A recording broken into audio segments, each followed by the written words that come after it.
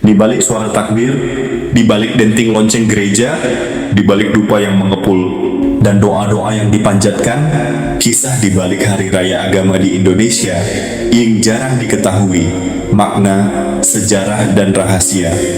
Yang jarang diketahui, Assalamualaikum warahmatullahi wabarakatuh. Pernahkah kita bertanya, kenapa setiap agama di Indonesia memiliki hari raya? Apakah hanya sekadar tradisi, atau ada kisah besar, penuh perjuangan, bahkan pengorbanan di baliknya? Di balik suara takbir, di balik denting lonceng gereja, di balik dupa yang mengepul, dan doa-doa yang dipanjatkan, tersimpan cerita yang tidak semua orang tahu. Cerita tentang iman, tentang ujian, tentang harapan, dan tentang hubungan manusia dengan Tuhannya. Dan hari ini kita akan menyelami semuanya.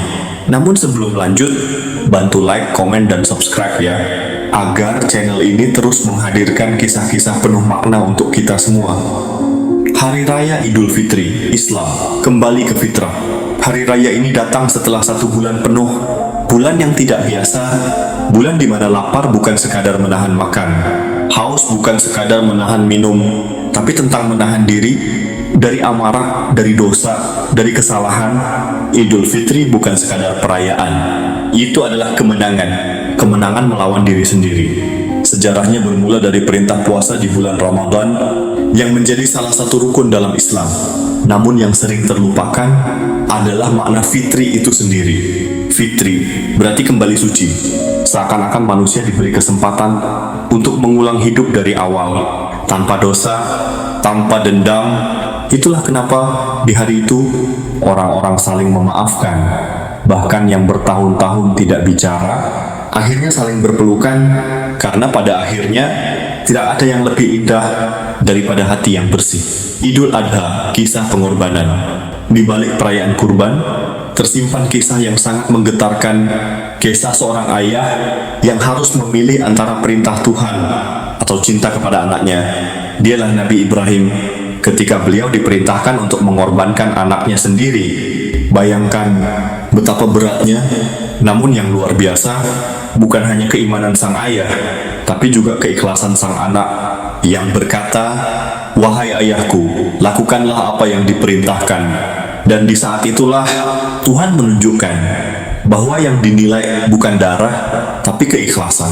Sejak saat itu, kurban bukan sekadar menyembelih hewan, tapi tentang mengorbankan ego, keserakahan, dan cinta dunia. Natal kelahiran penuh harapan.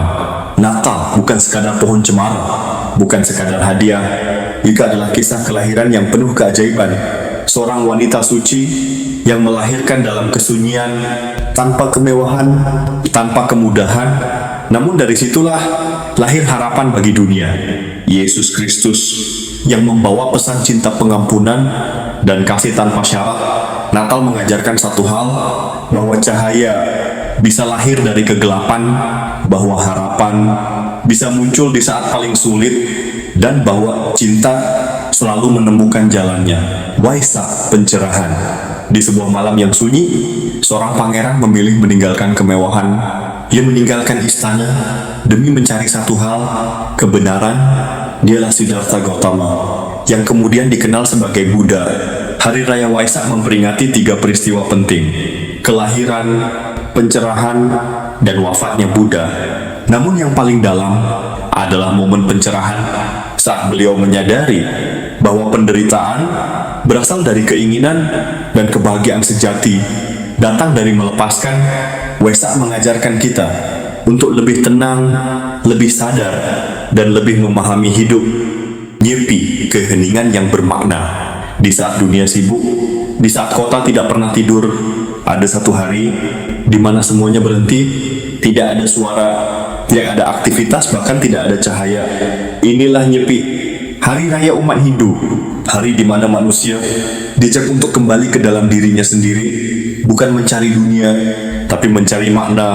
Sebelum Nyepi, ada ogoh-ogoh, simbol kejahatan yang diarak, lalu dibakar, seolah-olah manusia sedang membakar sifat buruknya sendiri. Dan keesokan harinya sunyi, karena dalam keheningan kita bisa mendengar suara hati. Imlek, harapan dan keharmonisan. Imlek bukan sekadar perayaan tahun baru, ia adalah simbol harapan. Di setiap lampion yang menyala, tersimpan doa. Di setiap warna merah, tersimpan harapan akan keberuntungan. Namun di balik semua itu, ada nilai yang lebih dalam tentang keluarga, tentang kebersamaan, tentang menghormati leluhur.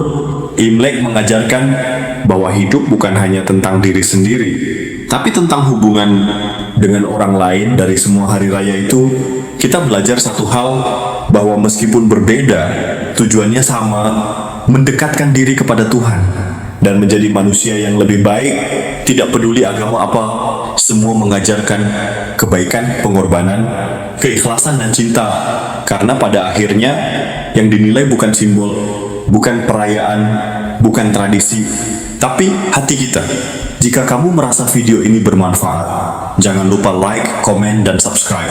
Dan tuliskan di kolom komentar, hari raya mana yang paling menyentuh hatimu?